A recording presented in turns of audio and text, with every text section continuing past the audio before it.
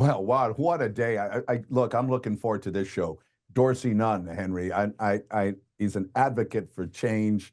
You know, I always say that real leaders aren't elected. They're usually come from a movement from the ground up, and they change things. And Dorsey Nunn is one of those guys that makes a difference in this country.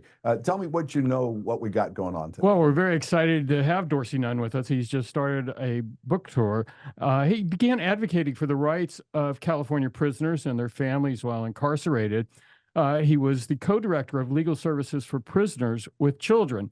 And then in 2003, he co-founded All of Us or None, a grassroots movement of formerly incarcerated people working on their own behalf to secure their civil and human rights.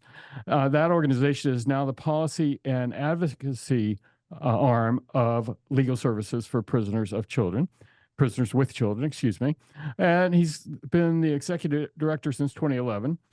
Victories include ending indefinite solitary confinement. I didn't even realize you could just be indefinitely confined. You can. In California, expanding access to housing and employment for formerly incarcerated people and restoring the vote to those on parole and probation. And not only that, there was a movement for ban the box. In my reading about this, of removing the box for have you ever been arrested or convicted of a felony, and pushing it farther down the interview process. And his new memoir is What Kind of Bird Does Not Fly? And we're going to hear all about that now. And you get us started, CJ. I don't know. Hey, Dorsey, Mr. Nunn, are you there? Pleasure to be part of the show. Thank you for being here. Oh, you're welcome. And you know, and I love talking about, you know, not just what I've been through, but pushing this book, because I actually think that I wrote it because I thought that society could use it. And the other thing that so what's the premise of the book? What kind of bird can't fly? What were you, what is you trying to message? Like when you go to jail, most of the time they tell that little crazy joke. What kind of bird can't fly? A jailbird. You know, and you know, I think it's impossible to lock up a couple million people and not have brilliance and genius. You know, and most of the time, like, all birds can fly. It wasn't like, you know, penguins walk to Northern California or the United States, and it's not like ostriches was born here. You know, they probably caught the United Airline like everybody else did. And so it's like, you know, I think that all birds can fly, and I think that that we have something called a criminal justice system, and they inflict punishment. And I think that it hides the reality that they also practice slavery. So, well, Mr. Nunn, I have a lot of things to talk to you about, because I think you are an expert, and obviously you've lived it, you've been through it. You have a colored history as far as your criminal record, and you had been in the system and then out. First thing I want to ask you about, because it's personal to me and something that's happened to me recently. I've been always one of these guys. I remember when the governor of Virginia said that it wasn't him in the picture with the blackface. It wasn't him. And I figured if I were raised in Virginia, that old as he is, he probably was raised around racists and was a racist. And maybe he has learned that that's not good. And he should say, mea culpa, I was raised that way, but I've realized that I'm not. But if he does that, then he's always labeled a racist, and people don't forgive him for where he's been. I had a lady, I ran for his office once, State House, and Mama T was her name. She was an advocate in St. Pete, and she was a very vocal, tough Black woman that came out vocally against gay marriage. And what people didn't know at the time is that her daughter was gay, and she was struggling with Christianity and struggling with understanding of LGBTQ, rights and so forth. When I met her and I was with her, she had come to terms that it was okay.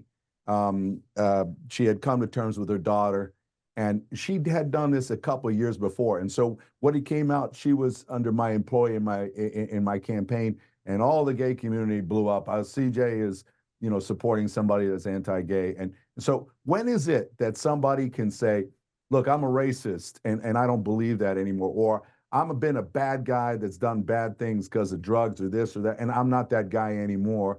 And, you know, when is it that society can say, okay, I'll give you that shot. I'm going to trust you that you're not a racist. I'm going to trust you that you're not anti-LGBTQ. I'm going to trust that even though you've been a bad guy and you paid your price to society, that I'm going to trust you to give your rights back. Because recently, I have a friend who worked with us that I gave a lot of love to, that I believed in, that it was a convicted felon, and worked with him, and he just turned and did some stupid stuff again. So, you know, one of my friends said, Mr. Nunn, to me, that the story of the frog and what was it called, Henry? Scorpion. The scorpion, right? The frog and the scorpion. So the scorpion wants to cross the river, and he goes to the frog and says, "Hey, give me a ride." And the frog said, "Hell no, because you're going to sting me. We're going to die." He goes, "Why would I do that? We're going to die." So, okay, I'll give you a ride. And the scorpion gets on the back of the frog, and they start going, and he stings him. And then right before he dies, he goes, "Why do you do that?" He goes, "Because I'm a scorpion."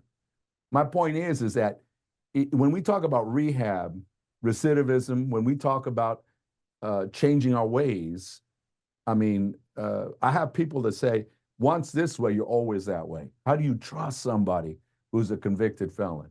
You know, how do you give their rights back? What do you say to them when they say that? I would say modern day policing is predicated on slave catchers. Okay, talk to me. They changed the whole image of who they were. You know, so like whoever you see as the police, all the rest of them at a certain point, what they had, they were slave catchers. So we can forgive that group of people. We can say that they changed their image. We can say that they changed their practices. But then on the other hand, we can only distrust these other groups of people. But Mr. Nunn, do you think they really changed? You know, look at Trump. Look at the racism I see everywhere. I mean, he's demeaning people. This Judge Marchand in New York is from Colombia, and he's telling them, look where he's from. How can he be, you know? But at the same time, don't you think there's still these racists still around us? I think that they got seriously flawed. But the average person still called the police. The average person still allowed them to patrol their neighborhoods. Can a man change? Can a man change? If I commit a crime, can I change or not? I think a man can change. I know that I subsequently have changed. And whoever people thought that I was, I probably wasn't.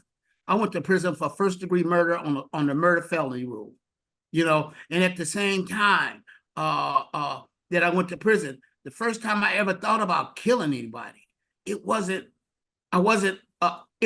prison. You know, I think the third or fourth chapter of that book is a commitment to kill. You know, in that book, I probably should say is a commitment to kill in order to live. You know, because the circumstances that I went through, there was a number of things that was denied me from the very beginning. How about the presumption of innocence? You said you're an attorney?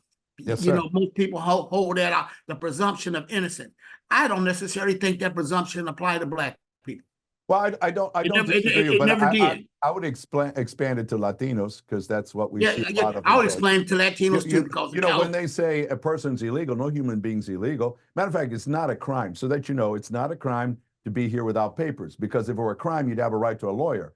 But immigrants don't have a right to a lawyer because it's a civil action. They forget that, but they label them illegal so they can step on them and use them, just like they've always done to the Japanese intern of World War II, African Americans who, you know, I got to speak at the NAACP over here, and my topic I chose was to be woke or not to be.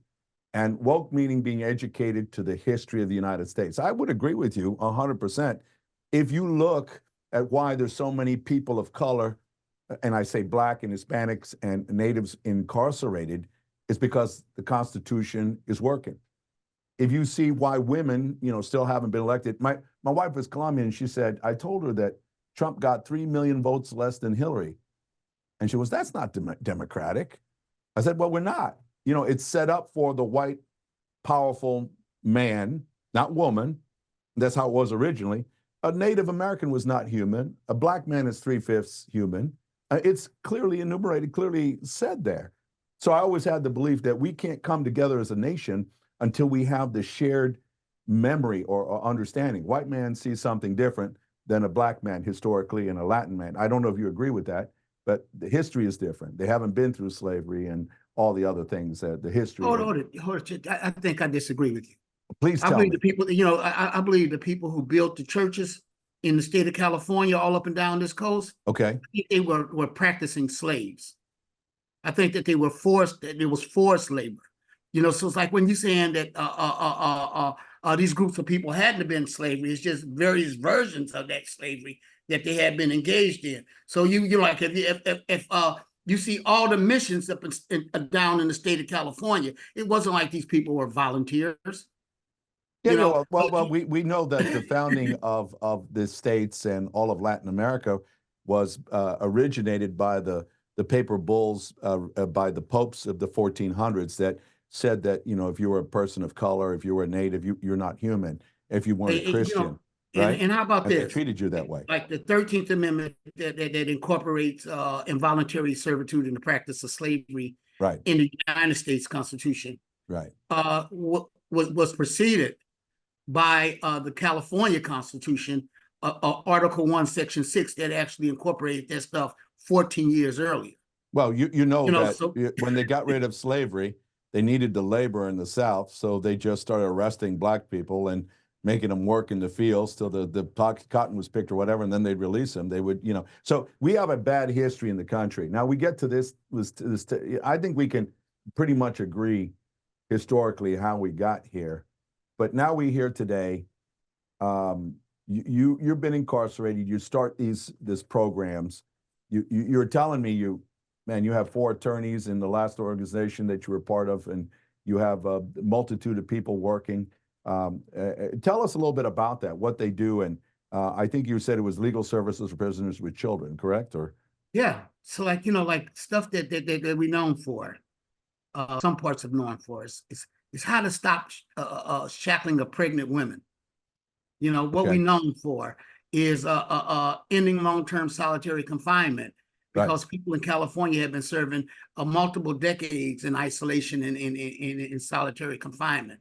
What we're known for is suing so people who are not mistreated as a result of a drug addiction and enter into a prison, and we start figuring like, how do they get a methadone program so like their addiction can actually be addressed. You know, what we are known for is fighting for inadequate medical care for women prisoners.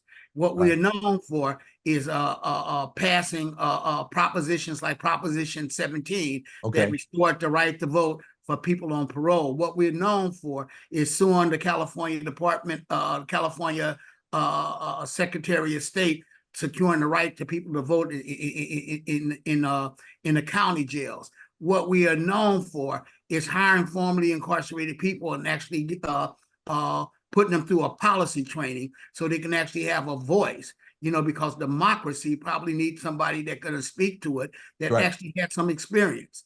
So that's not the only thing that I co-founded. I co-founded All of Us Anon, which got 30 chapters, and we only have 10 in California, and the rest of them is spread across the United States. Well, tell me what that program is, if you would, more specific. What it is the first principle of All of Us Anon. We demand the right to speak in our own voice. So like everybody else generally would tell us what they think that we should have. We want to say we think we should be able to speak to what we think that we need. When you're saying we, who are you referring to? What I'm referring to is formerly incarcerated people. So folks that have been in prison come out, and you've been helping them get their voting rights, getting the rights to what? More specifically. Getting voting rights. Like say for instance, God, when you ask me questions like this, I sound like I'm bragging almost. No, but no, that's it. Listen, listen. Let me. Well, that's a good time for me to jump in and say we're speaking with Dorsey Nunn, and he is here to talk about his memoir, "What Kind of Bird Can't Fly." There's a lot to brag about in there, and a lot of things to think about in there. What kind of bird can't fly? And he was also generous enough when I mispronounced that earlier in the show not to point it out to me. But now I know I got to say it a bunch of times to make up for that. Yeah. Say for instance, the question about when we was on a campaign, we was fighting the campaign to ban the box. Now Right. that box is on the application. You know, have you been convicted of a crime? Have you been convicted of a felony? It's not just on one application, you know, it's not just on your employment application. It's not, is on the application for public benefits. It's on the application for student loans. It's on the application for a whole variety of things. You know, by the way, when I bought the $2.5 million building, the office building where my staff, former staff sits now, they didn't ask me the question. They didn't ask me, was I a felon? They didn't ask me, you know, what my background was. What they wanted was cash. Right. What they wanted was a mechanism for me to pay. Right. You know, when I go to rent, that's when the question comes out.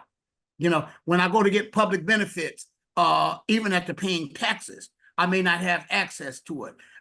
So to the most part, when it comes to ban the boxing, it's generally being addressed as an employment question. You know, at first, when I first started approaching the question, people asked me, was I crazy? Well, how about this as crazy?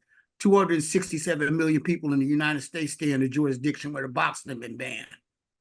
You know, so like when I first started talking about, can we vote while we on parole? I had to first go to the Black community and says, well, they disproportionately locking up Black people. The other thing I was saying, they disproportionately locking up Latino people. And then some people is not being locked up at all, and they're committing all kind of crimes. Well, maybe the president, the former president. I don't know. I can't say that, can I? And they got bail money. Yeah. They never say 10 contempt charges from the judge and never go 1 second in jail. Hold it. And probably 10 every contempt. Black and Latino that's around is saying, if that was me, I would have been in jail. Well, go to January 7th, whatever it was, 6th, whatever. If it would have been Black or brown people storming the Capitol, they would have been shot dead.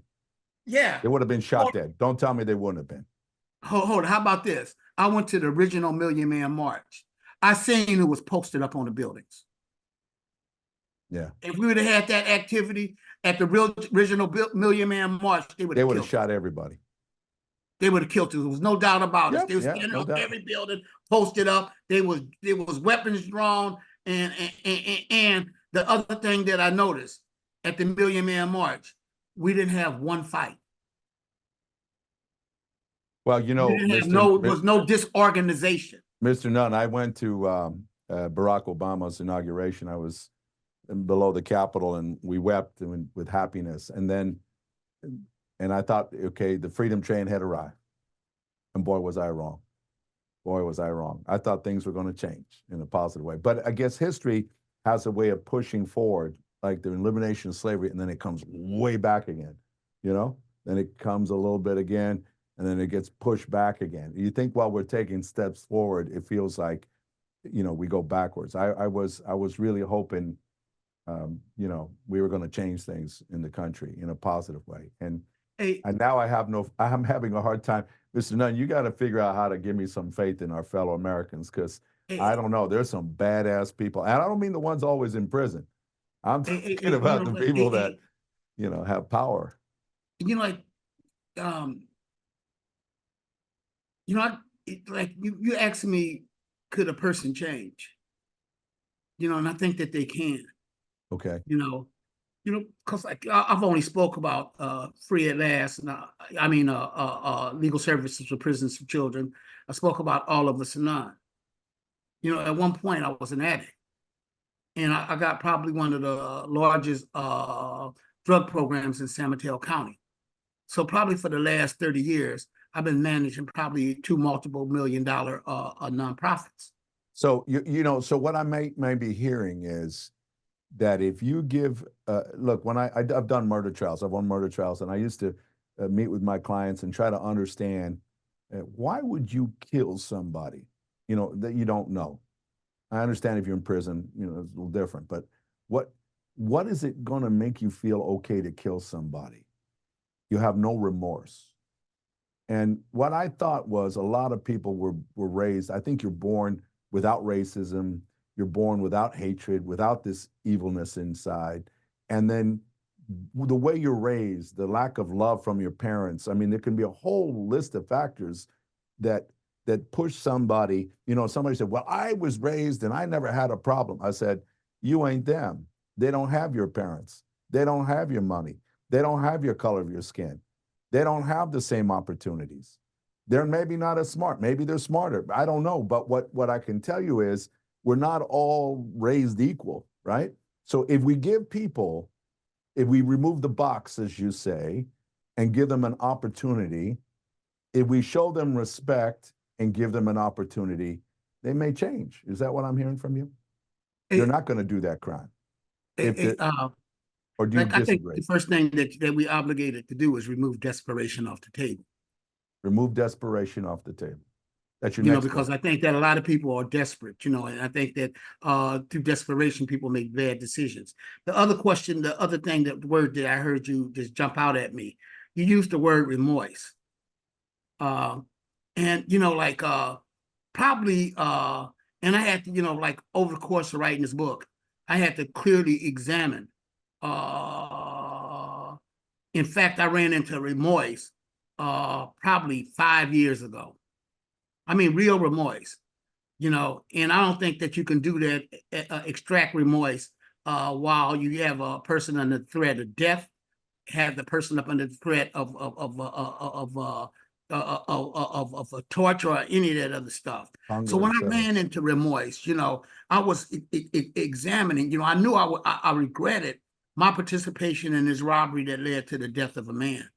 Before the echo left the building from the gunshot, I was regretting that. And I was saying, damn, when I was in prison, I was regretting that. Damn, how did I get myself in this situation? When I ran into remorse, I'm sitting at my great-granddaughter's graduation. And she's getting ready to graduate out of junior high school. And I knew that when she stepped off that stage, I was going to give her a wad of money. I was going to hug on her. My family was going to love on her. We was going to take her to dinner. When I ran across remorse, I was thinking about, hey, what happened to the victim in that crime? Who hugs his grandchild? How did he do? Did his family fare? That right there was something different. And it was more detailed, more emotional, more attachment, more concerned about the other people than it was about just me. And regret. I could have regretted I didn't get away. Right. So like I have to determine what it was that I was saying about regret and what it was that was remorse, and how did I get from regret to remorse. And what I got to remorse, I got there through compassion and love. I didn't get through it through oppression and violence. Mr. Nunn, once you got to remorse, then did you have to forgive yourself? Absolutely. I absolutely did forgive myself. Like in that first chapter, I talked about, the first 4 taps that the police had, it was based on racism and not necessarily crime. So like at a certain point, why would you show up at a place, because there was more than one set of teachers. The set of teachers I had at the educational system that was inferior because, like I said, white flight had pulled out the teachers in the most part. And what was left there was peoples that was probably of an inferior academic background that wasn't providing that education. The other part of it was that there was another group of teachers. The police can be teachers. The police can teach you that you're probably a gangster. The police can teach you that you're a thug. The police can teach you a whole bunch of stuff. And the people that I had was familiar with the teaching that I came to believe that who I was probably a false identity that was actually put there by the police at the very beginning when I was 7. So like it ain't like, how did I wind up somewhere? The reality of it is if there's a blessing and if there's a moral in this story, how did I wind up not staying there? Because I think that part of the book is actually the best part of the book. How did you get out? How did you get out? How did I get out? Yeah. There was some revolutionaries when I was in prison. Yeah. It gave me an opportunity to read. So like at first, I left school basically paying attention probably when they was presented the book Ron Dick Ron, Ron Jane Ron. The next time I was reading books, it was the autobiography of Malcolm X. It was I had struggled when I first went in with Louis L'Amour, cowboy books, and one of the brothers asked me, was I studying to be a cowboy? You know, then where in the hell do cowboys exist in San Francisco, the Bay Area? We don't have been a few years. We really don't have them. You know what I'm saying? Then they gave me a book by Eldridge Cleaver, Soul on Ice. I probably done ran through the George Orwell books. I done ran through Ralph Ellison books. I done ran through not only Ralph Ellison, I ran through The Wretch of the Earth, all the rest of that stuff. So at a certain point, while they was teaching me, and it wasn't just teaching me, I had a homeboy that probably was one of the people that was involved when I got a whooping because I picked up a sprinkler from the school that I thought was scrap metal, and they took me home, and my parents beat my butt, you know. And about time I seen him years later, he was the person that called my name when I came in prison. And he was the person that asked me, was I going to be studying? Am I studying to be a cowboy? And he was a brilliant person. Without the benefit of a high school diploma, he got out, went to law school, and passed the bar. Without the benefit of a high school diploma, a GED degree, in 2 years of college, I wind up managing a multi-million-dollar public interest law office, and I had 32 employees. So it wasn't like they just took something from me. What did they take from the community? You know, because like at a certain point, you know, did I have the basis of doing something not just ordinary, extraordinary, you know? So like I wasn't there at the inauguration address for Barack Obama. He gave me the Champion of Change Award. I was there and I met with Jared, his secretary, chief of staff, Valerie Jarrett, and I walked through two sets of gates. I done walked through the set of gates that in San Quentin and out of San Quentin, but I also walked through the gates at the White House also. Awesome. You know, so at a certain point, when I got to the White House, I was talking about banning the box. You know, the reason that when I said unselfish or remorseful, when I started thinking about banning the box, the reason that we started thinking about banning the box was because most employment is that's what you would do to qualify for health care. You know, at the point of going in at 19, right. I already had two children by two different girlfriends, and I can't necessarily say they was women because we was all still kids. Right. You know, so at a certain point, you know, and I had a father that worked tirelessly until the end of his life, you know, and that weighed on me too, you know. So Mr. Nunn, if you know, you're very, in my opinion, you're a brilliant man, and you know, I was saying earlier, we all like to say we're all created equal, but I don't buy that. I mean, you have an advantage over other people. Let's say even in your neighborhood, you're a brilliant man. So my question is, who is responsible? All right, you know, I have this feeling that if you were born in a different place, you'd even be higher if that's possible. You would have achieved all your goals, but you started with your back against the wall, and you still did remarkable. But now, you know, you're responsible to bring everybody forward. Who's responsible for that? Because a lot of people like to say it's up to your parents, and you know, and then they go, well, that's not my kid. Why am I responsible to help that? Is it the community? Is it the state? Is it the city? Is it the people? Is it, you know, who is responsible to help these young people who are getting into trouble? I know we blame the police and this, that, and the other, but who is responsible to give them that love, that support, that encouragement? If not for the parents, do we have to go beyond the parents? Do we have to go to our city, our schools, or is it everybody? I mean, I'm honestly, I want to hear your opinion.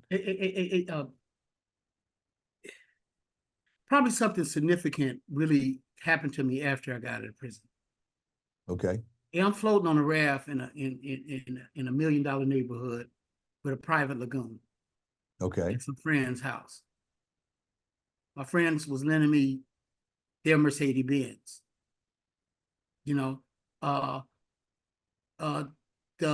hamburger meat that they dogs ate was the hamburger meat that my community ate.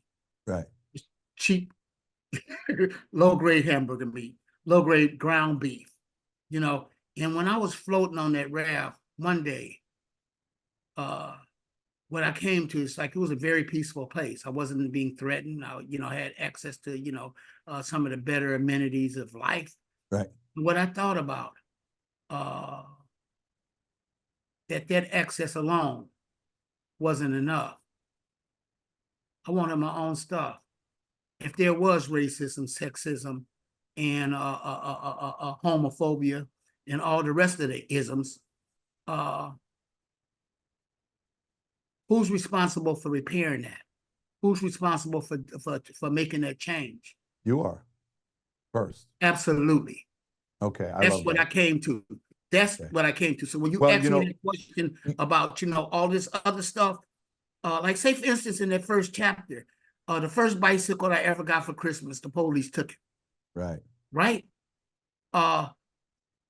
Last year, I gave away 287 bicycles to children with incarcerated parents because I didn't want another person that's actually assumed to be guilty and having the police take the bicycle. For the last 11 years, I gave away thousands of bicycles. But I remembered that first bicycle because that first bicycle is probably what made me feel what I felt the police for most of my life. Mr. Nunn, there's a word in Spanish that I love, and it means prayer. And I'm not a religious guy. Believe me, I'm not. But it's oración, which is orar con acción, prayer with action. I was going to church, and the Latins were all in the church praying for immigration reform. So I like your Malcolm X thing when that white chick comes up to Malcolm X and said, "What can I do to help?" And he said, "Nothing," meaning it's up to African Americans to stand up and make the change. Same thing with the Latins. But what that word means is what I think the preachers need to do is say, if you want change, political or economic, whatever, ask God for the strength for you to change it. Instead of asking God for money or asking God for political change, do it yourself. It has to start by, I think what we need to do, and I'm hearing that from you, and please correct me if I'm wrong, but we need to give kids and young people the self-belief. Be proud of being Black. I'm the king. I can be president. I have to have goals, and I can't be afraid of failure. I think when they're little kids, if they can hear that message and they believe it, they'll teach themselves. They'll be like you. They'll be successful. What do you think of that? Like my mother was a founder of the church. Right. She used to tell me a whole bunch of stuff, and I went to church on a regular basis. Right. But at a certain point, I couldn't hear my mother, even though she was talking Christianity. Right. And when I was sitting in a hole, I heard this other prisoner that was actually feeding us information out of the Bible. He just changed the name. Really? Really. So like instead of Jesus being Jesus, it was Jerusalem Slim. Instead of a person that was being stoned, getting ready to be stoned, and Jesus stepped in, that was a Jerusalem Slim. She was a hooker. And what he was talking about was church. So like the first time I could hear it, and I identify, man, my mama told me this story and it was Jesus, right? Mm-hmm. The other thing that I started thinking about was other stuff that my moms had told me that I hadn't listened to, like real important lessons. Watch out, who do you hang out with? But was that incarceration that made you stop and look because you had no option, or is that, No, that wasn't an incarceration. It was when I went to prison. At the point that I went to prison in 1971. Okay. Several months after the death of several months after the death of Jonathan Jackson, George's baby brother. Several months after George Jackson being killed in San Quentin, 7 months after the Attica rebellion. Right. 4 years, probably 4 years later, was the SLA coming out. Right. And I was in the political environment and the things that I was being taught. Like people made me promise that I would return to the community an asset instead of a liability.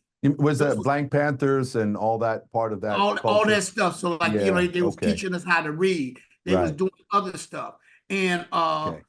anytime that I start falling short of doing the gift that they gave me, which was reading, it made my world larger and smaller at the same time. I could feel the pain more intensely. At the same time, I knew that there was a larger world that I hadn't had access to. Right. So like here, I can tell you, like, I've been all over the world. I've been to Mariana prison and visited prisoners in Mariana prison in El Salvador. I've been at Mount Eden prison and visited prisoners in New Zealand. I've been in Paulsmore prison and visited people in South Africa. I've been through the Caribbeans and all the rest of that stuff. So it's like, to the most part, when people say, did I receive an education? I probably received a better education than most people ever did. Because I can have a comparison between what was the criminal justice system in multiple countries. So it's education and the self-realization and that you need to make the change yourself. Is that sort of what you're saying? Absolutely. So it's like, when I said that I built the drug program, why did we build the drug program? The community I stayed in was named the murder capital of the United States, which was East Palo Alto. Okay. All right.